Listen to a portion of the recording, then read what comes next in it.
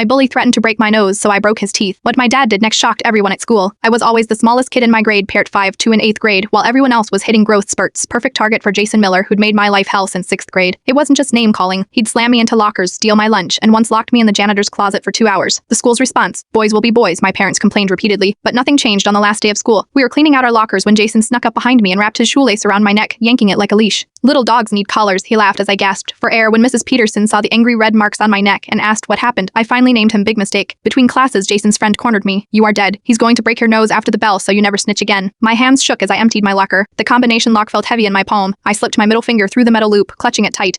Not a weapon, Perrin, just protection. The final bell rang. His set flooded the hallway in end-of-year excitement. Jason was waiting by the exit exactly as promised. When he saw me, his eyes narrowed and he raised his fist. Time to learn your lesson, rat. I didn't think, Perrin. I just swung. The first hit missed. The second connected with his mouth. I felt teeth break against metal. Blood sprayed across his white t-shirt. He dropped to his knees, screaming. Within seconds, a teacher grabbed my arm. What have you done? She yelled, dragging me to the principal's office while Jason was rushed to the nurse. Principal Warner was livid. You've used a weapon to assault another student? We're calling the police and your parents. I sat there, trembling, knowing my dad would be furious. Dad was a former Marine with strict rules about fighting. I was toast. 30 minutes later, my father stormed in, his face unreadable. Your son has broken another student's teeth with a lock, Principal, Warner explained. We're considering pressing charges for assault with a weapon. I braced for my dad's anger. Instead, he turned to the principal. Is my son under arrest right now? Well, no. But Bizane then explained these marks on his neck. Dad gently tilted my chin up, revealing the bruises that were darkening by the minute. The principal stammered. We haven't had time to investigate that yet, so my son was assaulted, came to you for help, and you sent him back to class with his attacker? Then you are surprised he defended himself, Mr. Thompson. Violence is never, you are right. Violence is never acceptable. So why did you accept it when it was directed at my child? Dad's voice remained calm, but his eyes were steel. Show me the incident reports from our previous 5 complaints. The principal shifted uncomfortably. We're done here, Dad said, standing. Come on, son. He took me straight to urgent care to document my injuries. In the car, I waited for the lecture that never came. Instead, he sighed deeply. I wish you hadn't needed to do that, but given your options, I'd have done the same thing. 2 weeks later, Jason's parents sent us a bill for $2,800 in dental work. My dad laughed as he handed it to our lawyer. They got nothing last month, Perrin. 10 years later, Parental, I pulled into a Jiffy Lube for an oil change. The technician who approached my car was Jason. He didn't recognize the successful software engineer in the Beta IB as the small kid he once tormented. I did recognize him though, and as I watched him work on my car, I realized something important.